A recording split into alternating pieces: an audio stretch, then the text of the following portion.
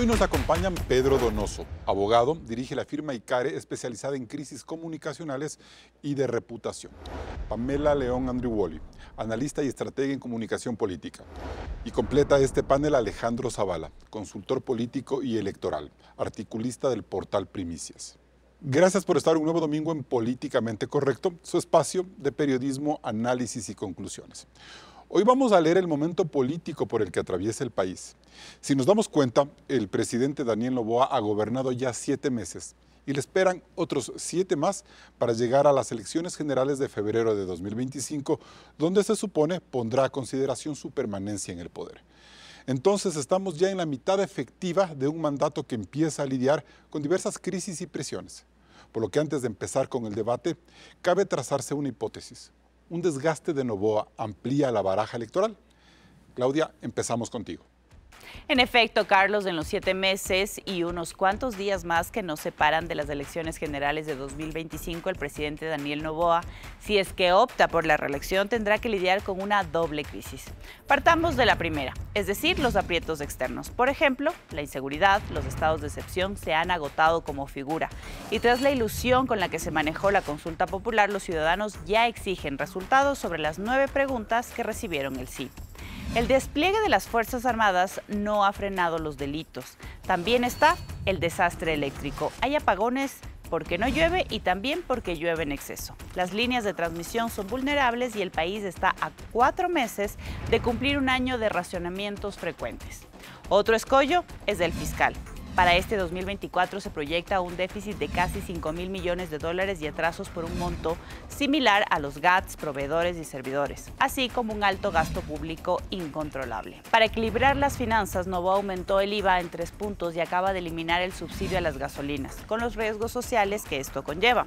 Entonces viene la vorágine política. A Noboa se le cerraron los acuerdos parlamentarios con el correísmo, el PCC y Construye. Y los grupos sociales, con el pretexto del alza de la gasolina, vuelven a hablar de protestas. El éxito o fracaso en estos agentes exógenos dependerá de cómo se resuelva la crisis interna que ya proyecta el gobierno en su conjunto. El más delicado surgió por la lucha a muerte con la vicepresidenta Verónica Abad, porque Noboa no quiere que la reemplace durante la campaña. Las acciones políticas y judiciales para neutralizarla comprometen la imagen del mandatario y su respeto por las instituciones. El gabinete también tiene problemas porque hay ministros con poca experiencia y conocimiento y carteras como energía que siguen sin titular. Además, los ministros han tenido que lidiar con los enfrentamientos que Noboa desata con la Asamblea, gobiernos como México o denuncias particulares como el caso Olón, a veces empeorando las cosas. Por último está la comunicación. Aunque Noboa y su equipo dominan las redes sociales, no tienen la misma agilidad con la prensa o al momento de rendir cuentas. El reciente reportaje de John Lee Anderson publicado en la revista The New Yorker demuestra lo vulnerable que puede ser un presidente si carece de estrategia para comunicar.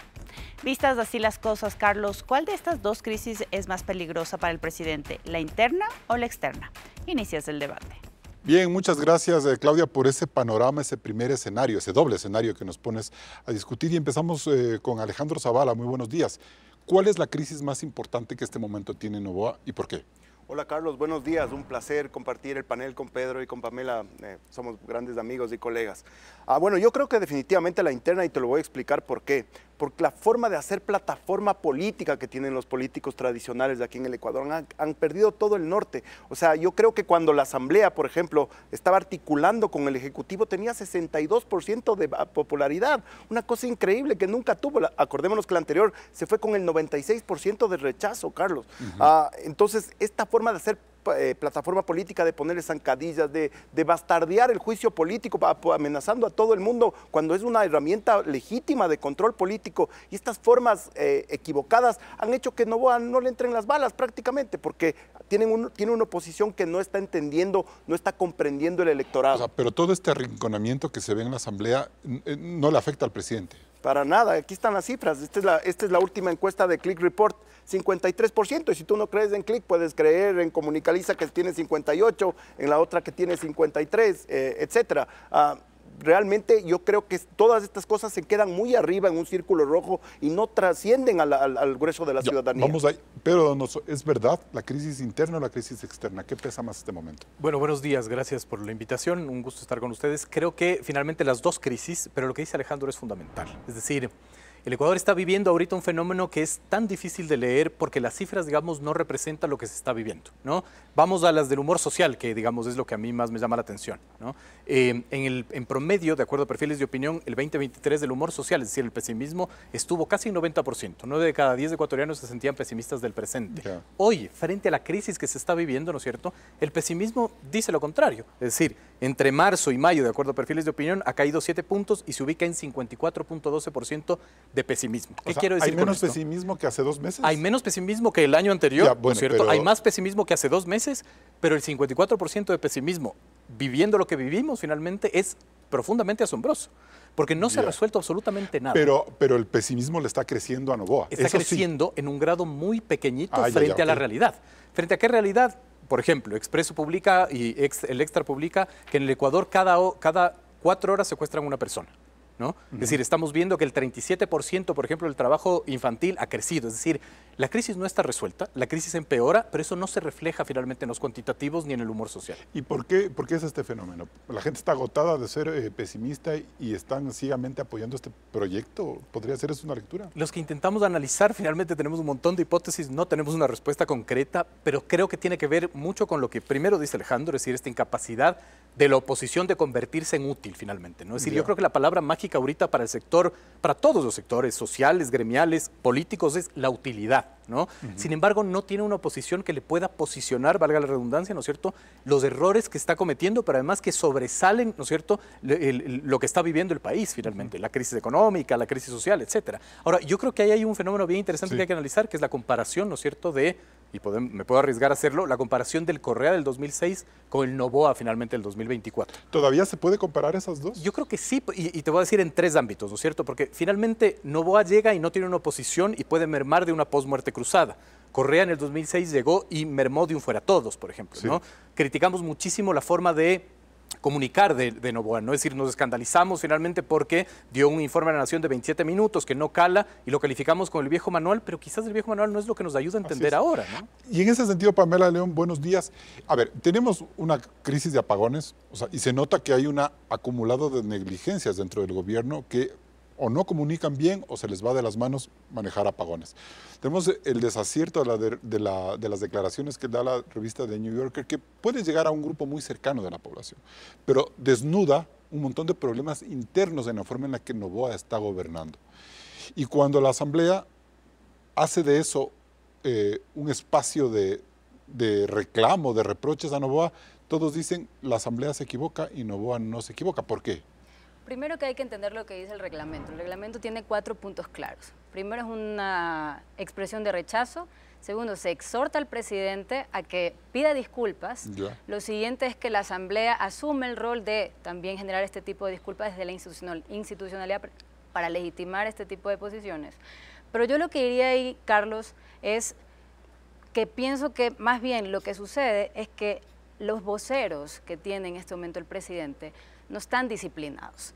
Sí, porque, perdón, le están muchacheando al presidente. Eso es lo que pasó en el Congreso, en la Asamblea. Más allá de eso, lo que están haciendo es banalizar un poco el ejercicio de la gestión pública. Por ejemplo, vemos cómo las respuestas no solamente están asociadas a un discurso vacío, sino que el canal que se utiliza también pretende justificar aprobaciones que van más de lo transitorio. Por eso, cuando Pedro hablaba de por qué sucede esta especie de adormecimiento, yo creo que es justamente porque el gobierno pretende generar una agenda programada de victorias tempranas para poder generar aprobaciones, pero esas aprobaciones necesariamente van a ser transitorias. Y como van a ser transitorias, no se sostienen en el tiempo, y lo que vive el país es inédito, no podemos entender la realidad actual en teoría, y tampoco podríamos delimitar qué tipo de gobernante es el que necesita el país. Pero esas victorias transitorias a las que se hace mención, ¿significan que en 7 meses pueden complicarle la vida al presidente en una reelección?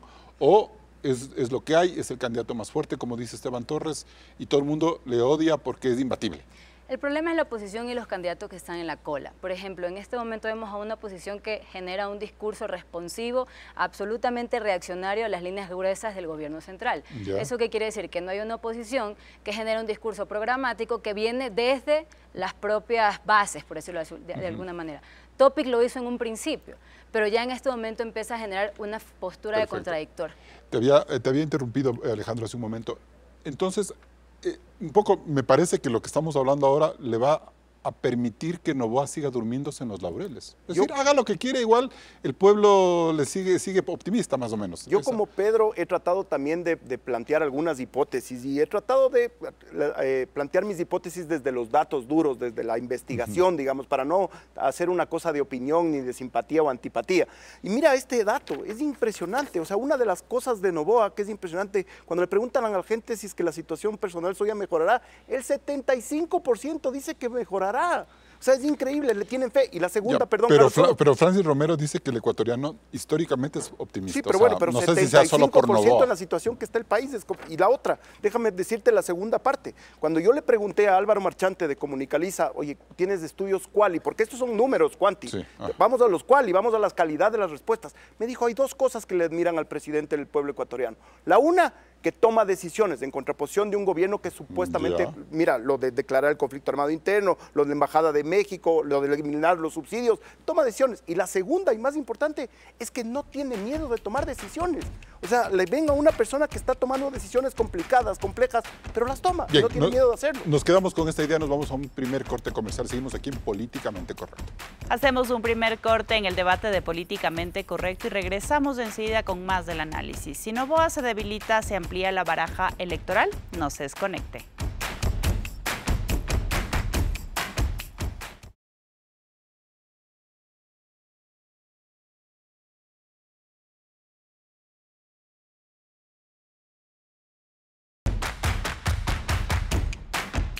Bien, seguimos en Políticamente Correcto. Pamela León, Alejandro nos decía hace poco que la gente quizás admira que el presidente toma decisiones y no tiene miedo de tomarlas, pero esas decisiones muchas veces pueden ser incluso reñidas con la institucionalidad. Por ejemplo, todo lo que ha hecho con respecto a Verónica Abad es hasta cierto punto reprochable.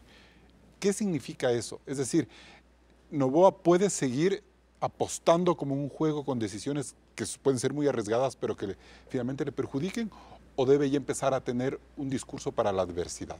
Creo que lo ha demostrado. De hecho, lo vimos, por ejemplo, o lo estamos viendo aún, con esta figura de candidato presidente, en donde, por ejemplo, vemos cómo a través del Código de la Democracia no se pudo, hubo una sentencia de la Corte, ahora opuso al procurador y claramente el procurador no tiene competencias para interpretar la sentencia de la Corte. Pero me parece eso terrible, me parece eso terrible. A eso voy, ese sería un precedente lacerante para el proceso O sea, le queda chiquita la institucionalidad a Noboa. Lo que vemos aquí es que hay un presidente que de alguna manera trata de sostener ciertas figuras oficiales desde la legitimidad, pero con una postura de radical y rebelde. Entonces, en ese sentido, esa rebeldía pareciera, y ahí, por ejemplo, lo que decía Alejandro, coincido en el sentido en que pasamos de un gobierno de Lasso, en donde había mucha tibieza, una asamblea que gobernaba, y en un momento el presidente Lasso decía que podía gobernar sin asamblea.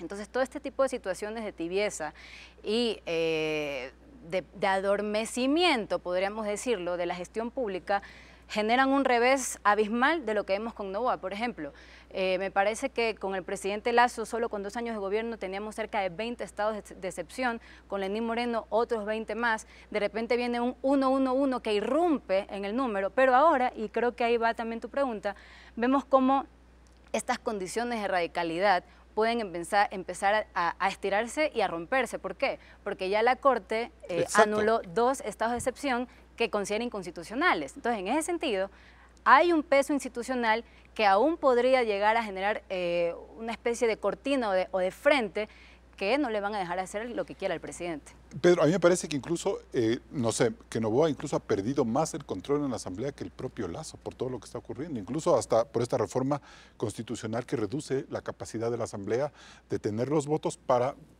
invalidar un veto del presidente, que eso le va a complicar a Noboa o a cualquier otro. Entonces, ¿en qué momento la ciudadanía, la democracia, el país empieza a tomar cuenta que hay acciones que están yéndose por fuera de los marcos institucionales y que pueden ser peligrosas. Es que ese es el tema, digamos, esa es la complejidad, ¿no es cierto?, de ver los cuantitativos. Por eso yo entiendo la angustia de Alejandro y mi angustia de todo lo que dice el manual finalmente es lo que no tienes que hacer, Noboa lo hace y no tiene una mella finalmente real. Es decir, no hay una caída grave, ¿no es cierto?, en el tema, por ejemplo, del pesimismo. Es decir, si nosotros regresamos a ver a Lasso, del 2021 al 2022, por ejemplo, ¿no es cierto?, hubo una caída en el pesimismo impresionante entre diciembre y febrero, con las masacres carcelarias, por ejemplo, ¿no? Pero, digamos, yo me voy con las cifras de perfiles de opinión, que es el mismo punto que dice Alejandro, ¿no es cierto? Es decir, te dicen que el pesimismo está en 54.12%, pero los encuestados hablan de un pesimismo futuro en el ámbito económico, por ejemplo. 8 de cada 10 dicen que va a empeorarse o va a seguir igual. En el desempleo, 8 de cada 10 que va a aumentar, y en la delincuencia, que 7 de cada 10 que va a aumentar. Es decir, al contrario de las cifras de Click Report, ¿no es cierto?, hay un pesimismo moderado, pero frente a un pesimismo futuro alto. ¿Qué quiero decir con esto? Que finalmente, haga lo que haga, Noboa parece que no está permeando. Porque además, si bien yo concuerdo, ¿no es cierto?, Noboa, yo voy a seguir con esto, al igual que Rafael Correa en el 2006, llegó al poder huérfano de las relaciones políticas en una guerra de interfunciones brutal. Pero aparentemente era un presidente Correa que tenía como más claro la visión de país. Aquí vemos, no se siente una suma de improvisaciones. Pero independientemente de eso, ¿no es cierto?, el fenómeno que yo quiero comparar es un Correa que llegó sin congresistas, ¿no es cierto?, y sin relación político-institucional con las decisiones de ese entonces, logró virar finalmente un pronunciamiento del Tribunal Supremo Electoral para convocar una consulta popular que le dio una asamblea constituyente. ¿No que fue muy cuestionable, autoritaria. Pero lo logró finalmente. Ahora lo que quiero decir es, Noboa tiene esta habilidad de, sin tener relaciones institucionales, poder finalmente hacer que la Corte Nacional de Justicia ponga en su terna para el Consejo de la Judicatura un coordinador de ADN. Logra finalmente que el procurador resuelva algunas consultas, no esta última, que le benefician. Logra que la Fiscalía finalmente persiga a la vicepresidenta, es decir, logra que todo, digamos, del andamiaje institucional opere en favor suyo. Pero no le salió lo de la vicepresidenta. Pero es una frente a 20. Pero es la más importante. ¿No? Quizás sí, quizás no, de acuerdo. Pero más la ha desgastado. Pero el punto finalmente es la habilidad de que, huérfano, ¿no es cierto?, de apoyos políticos, haya logrado con una operación política hacer que la institucionalidad funcione para él. Ahora, todos estos problemas de apagones, de estos programas de alzas de gasolina, todo lo demás, no le terminan golpeando como a Lasso sí le golpeaban, por ejemplo.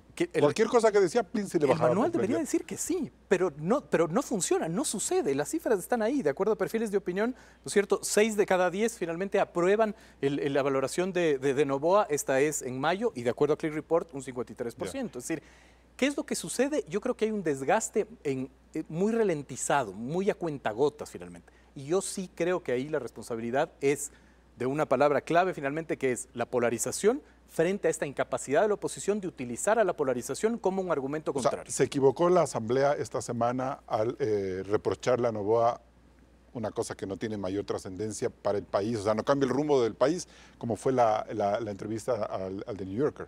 ¿Se equivocó? Yo creo que sí, y no solo finalmente porque... Pero alguien debe exigirle cuentas. Pero además no aclaró finalmente rápidamente lo que sí hizo el oficialismo. Es decir, el oficialismo creó el framing de quieren declarar loco al presidente.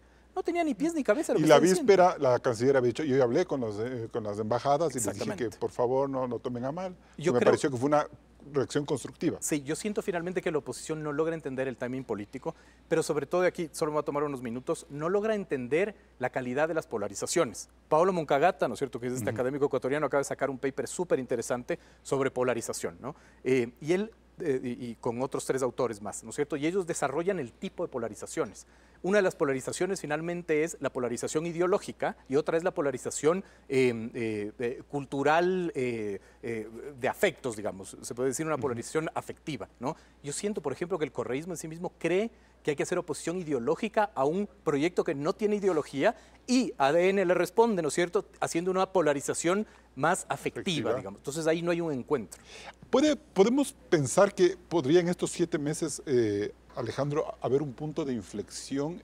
Yo siento que Noboa ya está en un punto de inflexión, es decir, si se sigue equivocando se le va a seguir complicando, pero no sé cómo ves tú ahí eso. Yo quiero enseñarte esto de la consultora digital Alondra Enríquez, que es una muy prestigiosa que trabaja en toda Latinoamérica ecuatoriana. 86% del sentimiento negativo contra la Asamblea en lo que pasó el otro día. Impresionante. No, lo de esta semana. Sí, lo de esta semana, lo que pasó el otro día en la Asamblea. No están leyendo. O sea, la jalada de orejas de Paola Cabezas no funcionó. Es una vergüenza, no están leyendo. Vámonos a un ejemplo pragmático. ¿Cómo le ganó Lasso y cómo le ganó Noboa al correísmo? Te explico. Antes se pensaba que era con el anticorreísmo brutal, con ponerte a la corrupción, no sé qué. No era así.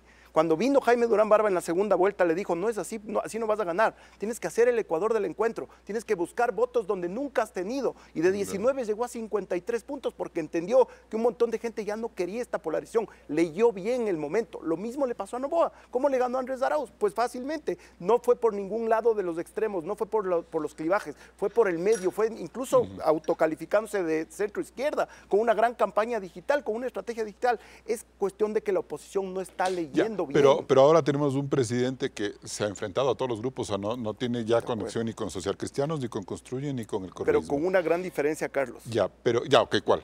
La gran diferencia es que ella quemó todos los cartuchos políticos que necesitaba. Ya pasó 5 proyectos de ley, suponte que mañana erupcione el Cotopaxi y necesite de la Asamblea. Yo veo una Asamblea sumamente agresiva que le va a tumbar todo, y las derrotas que él ha tenido luego de ese ha sido lo de la ley de acoso laboral, lo de la ley de movilidad humana, la reforma constitucional del veto, seguridad digital. Es decir, todas son con 90 votos. Sí. O sea, Noboa está completamente lanzado ahí a morir en la Asamblea. Totalmente de acuerdo. Y ahí date cuenta que a Lasso también le significó un problema importante. Pero controlaba mejor, me parece a mí, los vetos, Yo creo que el gobierno debería hacer un back to basics, si tú me preguntas. O sea, la primera etapa de la operación política del gobierno, pero fue impecable. O sea, era una cirugía perfecta, le salió todo muy bien, iba todo muy bien. Yo no sé ahora cómo estará el tema de la estrategia, si es que a ellos, eso uno ve adentro cuando ve las cifras. No estoy adentro como para saber, pero tal vez esto les esté dando réditos. Tú no sabes, hasta que no investigas, no sabes si es que pelearte con la Asamblea que está desprestigiada. Mira, Noboa está en 50, la Asamblea está en los 20. No sabes si es que poner a ese enemigo en contra te significa réditos para ti. Eso solo sabremos cuando investiguemos cuál es más importante, el uno o el otro. Bien, nos vamos a un siguiente corte comercial. Seguimos aquí en este interesante debate en Políticamente Correcto. Recuerde que también estamos en vivo en ecuavisa.com y en Ecuavisa Play. Puede visitar el micrositio y revisar este y todos los programas de Políticamente Correcto. Y además puede suscribirse a los boletines informativos Código Rojas. No se desconecte, regresamos con más.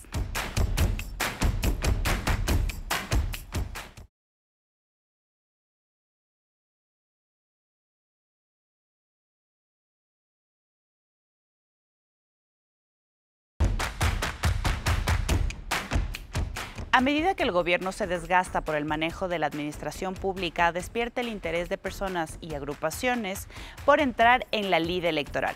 ¿Hasta qué punto la buena popularidad que todavía conserva el presidente se puede mantener hasta febrero, mes de las elecciones? Veamos.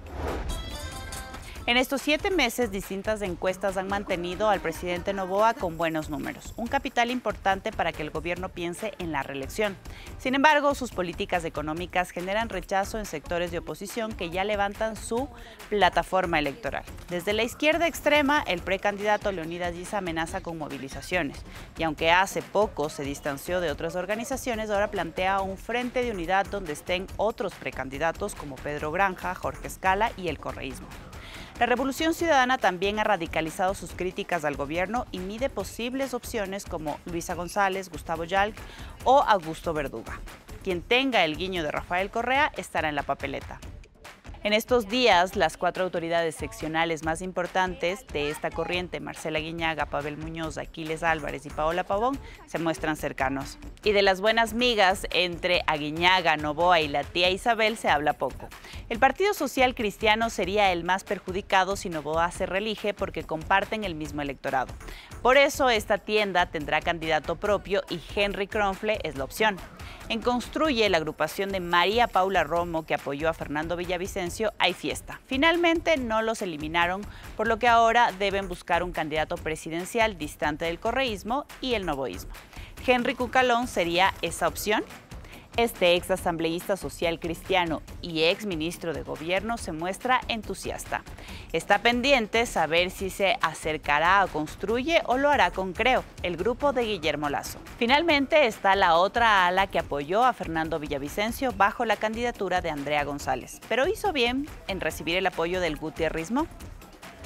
Carlos, ¿cuántos candidatos habrá en la papeleta presidencial? ¿8, 10 o una docena? ¿O será este el momento de un outsider? Continúas.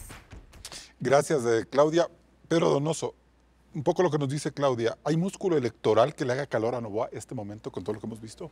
Digamos, el problema es que todo está tan vertiginosamente cambiando que es difícil, ¿no es cierto? Yo creo que sí van a suceder varios hechos de aquí finalmente a diciembre, que yo creo que sí van a desordenar un poco el tablero electoral. Por ejemplo, las movilizaciones que pueda hacer el sector indígena o el sector sindical, por ejemplo, ¿no? Ya. Pero aquí quiero regresar a esta discusión que tenían súper breve. Yo creo que sí, Noboa juega muy al filo de la cornisa, eso es evidente, le está resultando, creería yo, como hipótesis lo planteamos, pero claro, una cosa es siempre pensar en el 2025 descuidando el 2024. Exactamente. ¿No? Eso Que, es lo que- por ejemplo, esta discusión, digamos, de ya no le necesita la Asamblea, yo no sé, necesitas aprobar la reforma tributaria por el acuerdo con el Fondo Monetario Internacional hasta diciembre del 2024, ¿no es cierto? O tiene que mandar una ley urgente para resolver el problema petrolero, por ejemplo. De acuerdo, que finalmente no sé si se requerirá una ley, pero por Pero ejemplo, bueno. ahí tenemos un hecho evidente, ¿no es cierto? Vas a tener que defenderte los juicios políticos a tus ministros, etcétera. Es decir, creo que sí juegas al Y filo de Noboa la está cornisa. perdiendo con 90 votos las cosas. Exactamente. Es mucho, es Pero además, mucha votación. logró que Construye y la Revolución Ciudadana se identifiquen y voten, digamos, en conjunto, ¿no? Claro. Ahora, sí creo que ahí el factor del movimiento indígena y de, por ejemplo, el movimiento sindical puede ser importante, ¿no? Es decir, ISA, digamos, siempre ha sido una figura preponderante que utiliza, ¿no es cierto?, la movilización social como plataforma, eso lo sabemos. Y que ¿no es poco a cierto? poco esa plataforma se le va creciendo, ¿no? O sea, Es que si no tiene movilización social, no tiene plataforma. ya, pero a él, o sea, él en el transcurso de la movilización le va bien. O sea, Exactamente. O sea, al hay principio empieza poco, movilización hacen tonterías y vuelve. y él se exacto. levanta. Hay movilización y vuelve finalmente Ajá. a la palestra, ¿no? Y yo creo que, digamos, esta oposición de los partidos institucionalizados, ¿no es cierto? Sí le es fácil a Noboa enfrentarlo. Quizás en lo que se podría caer es de enfrentar a la movilización social. Es decir, yo no sé qué tan buena idea es eliminar los subsidios y a la vez hablar de que vas a borrar los contratos colectivos sindicales. Es decir, haces que los sindicalistas finalmente y el movimiento indígena tengan una causa en común. Lo que hizo muy bien finalmente el gobierno fue entender lo que sucedió en octubre del 19, eso sí. Octubre del 19 no hubiese existido sin septiembre del 19, y septiembre del 19 fue los transportistas, los taxistas, las fuerzas vivas del Carchi. Es decir, hacer la operación política de acercarte al taxismo y bajar el nivel de, digamos, oposición política ahí fue una movida interesante. Isa no es un personaje también desgastado políticamente, como pueden ser los correístas o la gente de Construye o los socialcristianos. Este momento, como para decir, también se vuelve antipático ante el electorado que dice, otra vez un paro. ISA es un fenómeno bastante interesante de analizar. Digamos, yo siempre utilizo estas mismas cifras, ¿no es cierto? En julio del 2022, cuando Perfiles de Opinión hace una encuesta post junio del 2022, ¿no es cierto?, posparo, cuando la herida estaba abierta, hace 3 preguntas bien interesantes, ¿no es cierto? La primera es, y además en 4 ciudades, Quito, Guayaquil, Cuenca y Riobamba, ¿no? Ciudades altamente racializadas incluso, ¿no? Hace la pregunta de, ¿usted se identifica con las demandas de la CONAIE? 6 de cada 10 te dicen que sí. 6 de cada 10 te decían, si el movimiento indígena no se tomaba las calles, Lazo no tomaba otras decisiones, y 5 de cada 10 te decían, yo votaría por un actor indígena. ¿Qué quiero decir con esto? Que parecería finalmente que aparece y desaparece ISA en este sentido de tener una relación con la ciudadanía, ¿no? Ya. ¿Cómo le ve Pamela León desde Guayaquil, por ejemplo? ¿Cómo se mira esta posibilidad de que la izquierda se rearticule como lo está diciendo Isa? Lo que pasa es que ahí Pedro menciona algunas cosas que creo que vale la pena aclarar y más que aclarar, adjudicar una teoría. Cuando comentas, por ejemplo, lo de 5 de cada 10 votaría por esas demandas que vienen justamente desde ISA, no necesariamente relacionan al personaje político, sino a la causa. Ya lo dijo Donald Kinder y esto es claro cuando habla del clustering electoral. El clustering electoral te habla de un elector que prefiere votar no ideologizadamente, pero sí por causas que generan apropiamiento, incluso tácito, pero que puede generar este tipo de concertación y fidelización electoral. Entonces, ¿qué pasa? ISA estaba generando, y en ese momento cuando se estaban haciendo las mesas, habían, me parece, 19 demandas que se hacían al presidente Lazo. Eran 19 demandas que cualquiera hubiese estado de acuerdo. Claro. Entonces, estas demandas que claramente cuentan con un respaldo popular coherente, más bien le sirven de un capital político para decir quién las abandera ISA. Pero yo creo que en el tema de la izquierda y la derecha, el centro-derecha, el presidente dice que es de centro-izquierda. Sí, pues le quiere a Lula y a Boric. Imagínese. Más que a Entonces, Bukele y a en ese sentido, Milei. yo creo que el visor ideológico se basa justamente en el relato que proponen estos líderes. Es decir, esas causas, por ejemplo, mañana se puede proponer desde el transversal de la seguridad todos pueden hablar de lo mismo, que va a pasar, pero uno puede generar unas causas un poco más centro-derecha o de derecha y otros más de progresistas. Entonces, en ese sentido, no es que se vota por un progresismo, sino por la Pamela, causa tácita. Si el país le permitió, por el discurso de la seguridad, se aguantó 3 puntos del IVA, que desde Maguad para acá nadie lo había hecho, hasta Correa solo logró 1 año y él lo logra, y ahora la gente termina diciendo, bueno, lo de la gasolina es medio inevitable. ¿Dónde queda Isa ahí? Justamente, y creo que retomamos lo que decíamos previamente, la oposición no está capitalizando justamente los huecos que deja el oficialismo desde esas distensiones bien planteadas. Entonces, por ejemplo, allí vemos también que puede haber un aguante, porque en este momento una movilización también puede fortalecer la imagen del presidente. ¿Por qué? Porque eso quiere decir desorden, violencia, hay que ver cómo estigmatiza las marchas del indigenado para que eso pueda representar una contra en un timing electoral. Alejandro, ¿cómo puede un Noboa, con esta descripción que tú has hecho, enfrentar a una movilización de Isa? Bueno, yo creo que el reportaje de Claudia Roura dio una palabra que es absolutamente clave, que son las plataformas. Yo en este último viernes en mi columna de primicias hablé sobre las plataformas políticas y ahí yo saludo la decisión, por ejemplo, de Jan Topic de haber hecho lo correcto. Se bajó y va a hacer una carrera normal de un político. Hasta octubre. Bueno, veamos, o sea, yo espero que cumpla su palabra, pero bajarse y hacer una plataforma como se debe, haciendo una propuesta para la ciudadanía, o sea, una plataforma. Yo saludo, por ejemplo, el espíritu democrático de Henry Cucalón, que va por las libertades. Esas son plataformas genuinas. Ahora, del centro a la izquierda, las plataformas, ¿cuáles son? Odio, bronca, polarización. Isa no ha sabido reinventarse jamás, siempre está con lo mismo y ya llega un punto en que eso se agota, todo este tipo de discurso se agota. Estando de acuerdo con Pedro en el sentido de que cuando ha salido a los sectores populares con esto de que sube la gasolina, sube todo, le han dado su respaldo y ha salido como héroe por Guamaní, o sea, lo hemos visto, todos los ecuatorianos. Pero yo sí creo que los políticos de oposición no están entendiendo el electorado, no están entendiendo el timing de lo que está pasando en el momento y no se dan cuenta que este tipo de plataformas de escándalos, de denuncias, de zancadillas, le están acrecentando al Ejecutivo en lugar de darles plataforma a ellos mismos.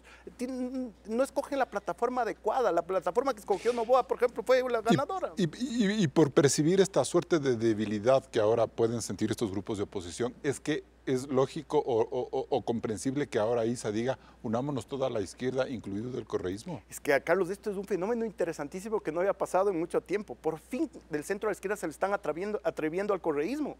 Antes del correísmo era como, yo copo todo del centro a la izquierda, es Correa y punto. O sea, ahora es uno más. Y ahora, claro, ahora ya hay muchísimos actores, pues está Isa, está Rabascal, está Pedro Granja, está Bolívar Armijos, y todos los que, pero ya se le atreven al correísmo. O sea, es como, ya vieron que perdieron 2 elecciones de estos tipos, no son imbatibles. Puedo entrar yo como actor también a disputar ese terreno. ¿Y el correísmo qué hará frente a este llamado? Bueno, yo creo que el correísmo es el ejemplo perfecto del manual de lo que no se debe hacer. O sea, ellos en lugar de reinventarse y cambiar y modernizarse, siguen atados a un país que ya no existe, a un Correa que hace 7 años no está aquí. Si ellos quieren seguir con la idea de que antes vivíamos mejor, los jóvenes, los votantes aptos en el Ecuador son 13.400.000. De esos, 7,5 millones son millennials y centennials. ¿Tú quieres decirles a esas personas que capaz que ni le conocieron a Correa que antes se vivía cuando estamos con problemas más urgentes?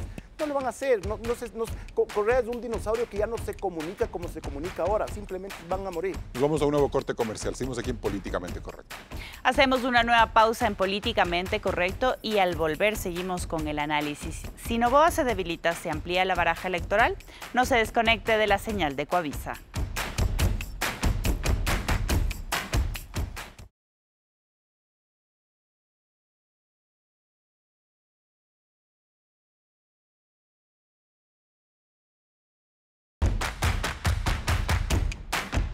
Seguimos en Políticamente Correcto. Alejandro Zavala, entonces, todo este esfuerzo que se está viendo dentro del correísmo de buscar entre Augusto Verduga, entre Yalca, entre Luisa González a un posible candidato, o esta suerte de acercamiento de las distintas corrientes que se ve con alcaldes y prefectos, las fotos de Marcela Guiñaga, de Lloret, con todos los alcaldes, ¿no es un síntoma de que se están reagrupando finalmente? Bueno, puede ser, pero lo más importante de eso es cuál es la visión que ellos tienen del país. O sea, ellos siempre quieren ir hacia el caudillo, quieren ir siempre hacia un país que ya no existe, quieren ir siempre a repetir las mismas recetas, y eso fue parte del fracaso de la campaña de Luisa González. O sea, date cuenta cómo Luisa González le fue tan mal en la conversación digital cuando Noboa le paseó. Le hicieron hacer la tía Yuli, después hacer Tonga Manaba, luego lucha de machetes, terminó bautizándose en una iglesia cristiana. O sea, no están entendiendo el nuevo electorado. Pero el mayor número de asambleístas y con eso ya gobiernan. Totalmente de acuerdo. Yo jamás, y con las reformas legales que se han hecho, mucho más. Que no se me malentienda, Carlos, jamás despreciaría una fuerza que es una de las más importantes y el partido más estructurado del país. Sería un error de tamaño decir que el correísmo ha muerto. Ese tipo de teorías yo no adhiero. Lo que yo te estoy diciendo es que hay nueva sangre dentro del correísmo. Tú nombraste algunos, pero si siguen atados al caudillo, mira, en Bolivia tienes el mejor ejemplo. Claro. A Evo Morales ya les dijeron, hasta aquí nomás, señor, y yo creo que hay personajes valiosos que pueden tomar la posta y entender mejor el nuevo momento que vive el Ecuador. Pedro, entonces, ¿no puede ser el 2025 el año del correísmo otra vez, o sí? Lo que pasa es que tantas cosas pueden suceder en este país de minutos que es como muy difícil establecer escenarios. Yo, más allá finalmente de que concuerdo parcialmente que el correísmo como no está entendiendo el tema, creo que además no está leyendo lo suficiente de cómo está el Ecuador ahora estructurado. Es decir, la violencia está cambiando el mapa de este país y no lo estamos entendiendo. Y no solo hablo un mapa social o político, hablo un mapa comercial. El mismo Coavisa hace 3 meses publicaba que hay aseguradoras que ya no te aseguran tu vehículo en Durán, por ejemplo, ¿no? ¿Cómo cambia eso el mapa comercial? Y los desplazamientos, ¿no?, de la violencia internos al estilo Colombia. La migración, digamos, impresionante. ¿Se regresa la gente de Guayaquil a Riobamba? Claro. Diario La Hora acaba de publicar el día de ayer que 150 negocios han cerrado en Quevedo en lo que va del 2024. Es decir, no hay finalmente esta lógica de yo soy utilitario para resolver este tipo de problemas. Pero ninguno. ¿No? Y ahí esa es la incógnita con Noboa finalmente, ¿no? Y por eso yo regreso a esta teoría de la polarización. Es decir, finalmente cuando tú estableces como estrategia real la polarización, ¿no es cierto?, me parece que el correísmo habla el discurso de la polarización ideológica. Entonces, como no tiene un contradictor ideológico, se pierde, ¿no? No puede finalmente hablar de la lucha de clases, no puede hablar finalmente de equidad, porque finalmente Noboa está hablando de zapatos y de lo que sea. Es decir, es súper interesante porque, digamos, la política es una lógica de antagonistas y protagonistas, pero tú tienes que, con base a tu perfil, construir tu antagonista, ¿no es cierto? Y el correísmo intenta que su antagonista sea Noboa, y Noboa finalmente, el oficialismo, digamos, ¿no? Noboa se burla de lo que pueden hacer. El tema de la asamblea y de que la asambleísta Centeno salga a decir que quieren declarar loco al presidente cuando eso no fue real, fue súper interesante porque les ganaron en el timing. Y en redes sociales los correístas decían, es que es terrible que se siga mintiendo finalmente. Pero eso es decir, tú posicionas este framing, y creo que es incorrecto, pero así está funcionando. Tú posicionas el framing y el correísmo empieza a desarrollar el concepto de por qué está mal en vez de reaccionar y, digamos, enfrentar esa crisis, ¿no? Salir a decir, eso no tenía la resolución, institucionalmente no, se demoraron un montón. El problema es que luego de ese framing tiene que haber dentro del gobierno una capacidad de sentarse y tranquilizar y decir, esto no se puede volver a repetir porque son errores tontos. Es que no creo que, el del New Yorker sí, pero que saliera a decir finalmente que... Bueno, sí, eso sí está bien, pero es porque es apagar el incendio de ese rato. Exactamente, pero eso es lo que me refiero con que Noboa juega mucho siempre al filo de la cornisa y siempre pensando en el 2025. Ahora, Pamela, ¿de qué manera podemos nosotros, o sea, qué tipo de político es Noboa en el sentido de que en un eventual 2025 puede robar votos a quién? ¿Solo a los socialcristianos, a los correístas, a los indígenas, a los de Construye? ¿Cómo se está entendiendo esta suerte, no sé si de fenómeno o de personaje? Bueno, ahí fue justamente lo que escuché en el reportaje. Yo no creo que el PSC y Noboa compartan un mismo grueso electoral. Si lo partimos desde una visión anticorreísta, puede ser que algo pueda coincidir, pero cuidado, el correísmo y el anticorreísmo cada vez son más débiles y fragmentados. Aunque existen estas posturas, porque claramente existen, no necesariamente gobiernan esos espacios formales de representación. ¿A qué voy con esto? Noboa es justamente lo que fue también en la elección pasada. es un candidato que no responde a una ideologización, no responde a una estructura de partido, a un sistema de partido y tampoco responde a una, digamos, a un establishment institucional que pudiera de alguna manera definirlo. Pero Pamela, entonces él representa esa otra edad. Ahora digo, pero Noboa no es fuerte en Guayaquil, Noboa no es fuerte como se demostró en las elecciones en algunas provincias de la Sierra Centro, donde el socialcristianismo sí tenía esa fuerza. Entonces, a mí sí me parece que lo que representa la Noboa y los cercanos es lo más parecido que hay. En ese momento político, ahora creo que la lectura ha cambiado diametralmente en estos 7 meses, considerando que hay un gobierno de turno que está sentado en funciones y en ese sentido las acciones, por ejemplo, cuando hace poco, y creo que también lo dijo el New Yorker, cuando fueron a hacer esta redada en sociovivienda, las principales acciones capitalizadas de seguridad han sido justamente en Guayaquil, en donde ese primer metro cuadrado busca una respuesta clara de seguridad, ese decreto 111. ¿Por qué se dio? Por el atentado en TC, entonces esta geolocalización electoral podría estar un poco más distanciada de esos resultados previos por la coyuntura y la forma en la que el gobierno ha capitalizado esos espacios a nivel de acción oportuna. Alejandro, ¿y Noboa es un político, un posible candidato válido para la capital, para la sierra? ¿Cómo están las cosas? A ver, yo creo que Noboa es impredecible porque hace todo lo contrario a lo que el manual, el by the book, te diría. O sea, normalmente los consultores políticos, ¿qué le decimos? Anda a los grandes medios, llévate bien con los periodistas. Bueno, él no va a los grandes medios. Va al New Yorker y le la riega. El New Yorker va él. El New Yorker va él. Después le dices... interactúa con la gente en las redes sociales. Bueno, el tipo no sube absolutamente nada a las redes, no contesta, no atiende quejas por redes sociales y sin embargo, mira las cifras que tiene. Cuando tú ves lo que sube el Noboa, tiene 280 millones de interacciones y el segundo que tiene 70 millones, que es Correa. 270, 70, es una locura. Y lo tercero, que también es un nuevo estilo de liderazgo. Nos ha acostumbrado al pueblo ecuatoriano a ser más pacientes, a ser más aguantadores, a esperarle y a tener este optimismo que dicen las cifras, no lo digo yo, pédense con los datos, no conmigo. Pero sí le están aguantando a Noboa bastante. Por eso es lo que digo, le ha acostumbrado a ese nuevo estilo de liderazgo más millennial que otro. Ahora, hemos dicho un poco que Noboa puede un poco batirse con ese electorado correísta social cristiano, pero con el electorado quiteño, o sea, es decir, no hay espacio tampoco para un Cucalón, para una Andrea González, o sea, un poco más estructural, los más estadistas, no sé, para un Otto. Yo creo que yo creo que sería un error de cualquiera de esas candidaturas posicionarse como una candidatura de nicho. A lo que le pasó a Villavicencio. Villavicencio se posicionó como una candidatura de nicho y no iba a pasar a la segunda vuelta, evidentemente. Tienes que abrir el juego porque a pesar de que el anticorreísmo ha subido, las últimas encuestas de Comunicaliza dice que está en 22 puntos y el correísmo ha bajado, que está en 20, el 40 no está por ningún lado. Entonces, pero eso ya lo tiene Noboa. Si tú no abres el juego con las candidaturas que tú me mencionas de Andrea González o Cucalón, si tú no abres el juego no le vas a poder disputar eso a Noboa y Noboa se va a llevar más fácilmente la elección. Se puede... Pamela, ¿se puede ver entonces a Andrea González, a Cucalón, a un Henry Kronfle haciéndole calor a Noboa en estas circunstancias? El problema es la forma en la que dispersan los discursos. Hay un momento en el que el discurso necesariamente va a ser homogéneo, es decir, la causa va a ser la misma, el transversal va a ser seguridad sin lugar a dudas.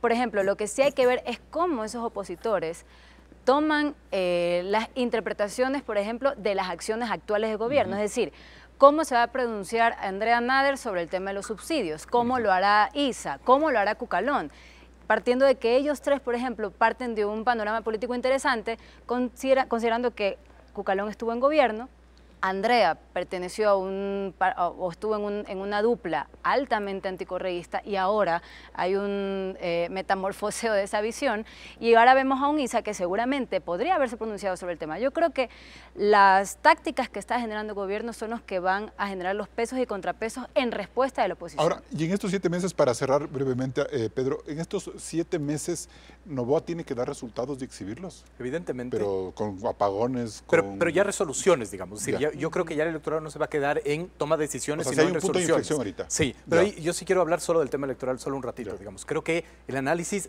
es correcto cuando hacemos el análisis de los candidatos, pero hay que hacer el análisis del electorado.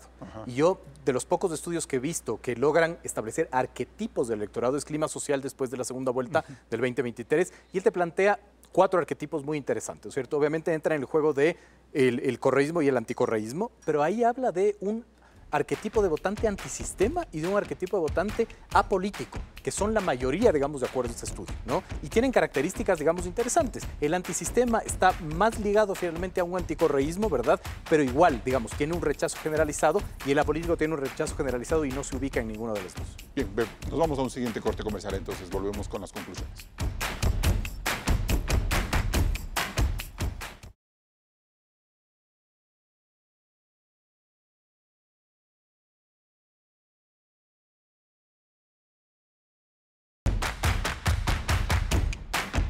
Entramos en etapa de conclusiones. Pamela León, ¿es políticamente correcto suponer que si Noboa se debilita, se abre la baraja electoral? Indudable, si hay un contradictor que se debilita, se abre la baraja electoral, pero eso no se hace solo. Es necesario que el nivel de la oposición identifique los baches que deja el gobierno central. Por ejemplo, la forma en la que burla cierta institucionalidad, la forma en la que los contradictores empiezan a tener más peso que el relato gubernamental, la forma en la que no se aprovecha el contrapeso de lo evidente que no está generándose desde el gobierno central y cómo la oposición puede mermar más que todo, más que el gobierno central, la elección para el 2025. Alejandro Zavala. En el reportaje de New Yorker vimos que desde México se ordena que sicarios entren desde Colombia al Ecuador para matar al presidente de la República, como ya lo hicieron con Villavicencio. Es el momento de que los políticos hagan campañas con plataformas decentes, honestas, porque estamos enfrentándonos a un poder más fuerte. Pedro Donoso, ¿qué es lo políticamente correcto? Creo que lo políticamente correcto es tener mucha información para poder construir escenarios de alta, media o baja probabilidad en lo que puede suceder. Ahora, la teoría te dice que en efecto, si el candidato presidente se debilita, se abre la baraja electoral, pero este es un país de minutos en donde todo cambia, así que hay que tener unas lecturas más profundas y más medidas. Y bien, de lo que hemos escuchado en este programa, podemos decir que el presidente Daniel Noboa todavía tiene la sartén por el mango, al referirnos a sus opciones de reelección y de, si se lo propone, marcar la agenda política durante los próximos 7 meses.